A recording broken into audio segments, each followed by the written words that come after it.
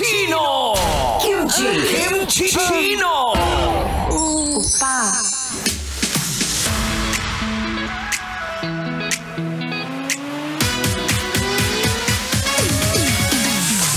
At si Kim Chino ay nagbabalik, hindi katulad ng ex mong hindi ka na binalikan. Ano, napagod sa'yo, no?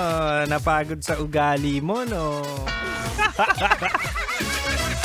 Anyway, mahal, balik Chinitox na tayo sa pag-ibig mula sa chinito ng buhay mo. At diba nga sabi ko sa'yo, ibibigay ko ang 3 rason kung bakit ikaw ay jowang-jowa.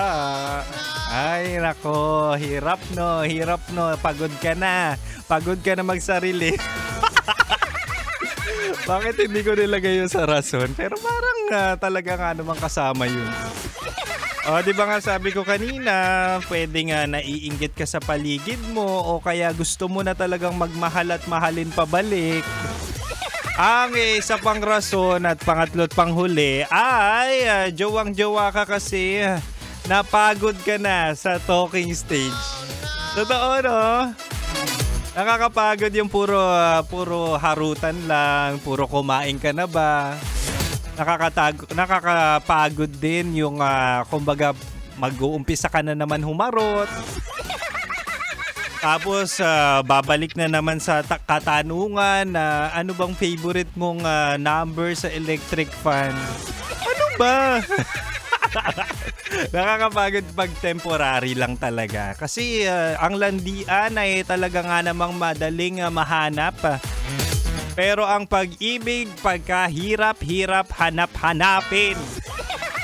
Pati si Kim Chino ay talaga nga namang nahihirapan hanapin si The One. Oo, mahal.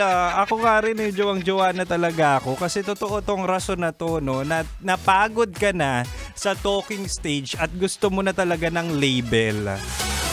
Marami kasi ngayon nagde-date para lang tumikim-tikim. Tumikim-tikim. Pero ang talagang deeper essence ng dating is to find someone na makakasama mo pang habang buhay. At yun yung rare ngayon. Rare ngayon sa mga tao kasi hindi sila ready sa commitment. Ayaw ng commitment. Ayaw magpatali. Ang gusto puro tikim. Kaya ngayon, ang daming sabik na talaga nga namang magkaroon ng deeper meaning ng jowa at deeper goal sa pagjojowa. Yun ay makahanap ng jowa na pakakasalan. Kasi si Kim Chino talagang naniniwala dyan. Sa date to marry ba? Date to marry. Na kung saan lagi ko sinasabi, mahal, na kapag ako'y nakakita at nakahanap na talaga ng jowa, ay talaga nga naman, ikaw na ang aking aasawahin. Ganang level. Lalo na si Kim Chino hindi na rin nagiging bata. Lahat naman, di ba? Hindi naman bumabata. Kaya naman talagang gusto na natin is yung talagang pangmatagalan, yung makikita mo pang asawa na talaga. Kasi sayang din ang investment. Tandaan nyo ang gastos kaya makipag-date. Diba, lagi kong sinasabi yan, ang gastos makipag-date. Tapos puro ang kadate mo, ang hanap lang lande. Ay nako, mawawalan ka ng pera nyo. Hindi naman lahat talagang mayaman at hindi naman lahat ang trabaho ay contractor. Hoy! Anyway, mahal.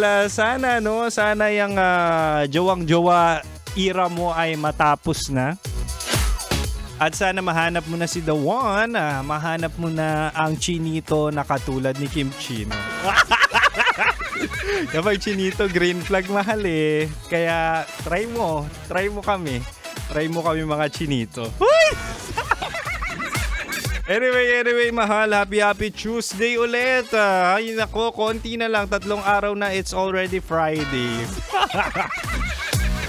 Maraming salamat sa mga nakinig. Bukas ulit makakasama mo ako 6 to 9. Siyempre ako ang spicy opa mo sa radyo na kapag natikman mo, hahanap-hanapin mo. At siyempre susunod na po si Rocky Terra at Titan Jello sa kanilang programang Rocky's Secret Files with Jello.